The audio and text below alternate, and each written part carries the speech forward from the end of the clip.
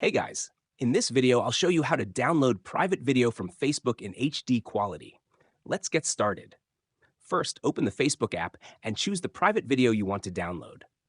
I'll be selecting this one here. Now, click on the share button on the video and select Copy Link. Now, head back to your home screen and open Google Chrome. If you want to download a private video, search for FD Downloader.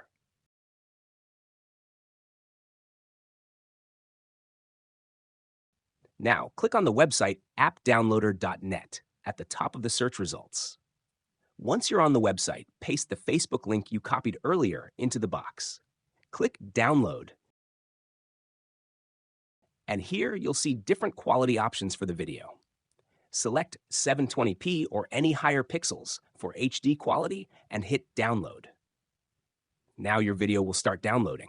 The video has successfully downloaded. Let's play it to make sure everything worked.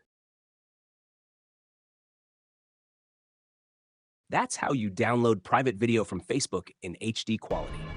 If you found this video helpful, please leave a like and don't forget to subscribe for more tech tips. Thanks for watching.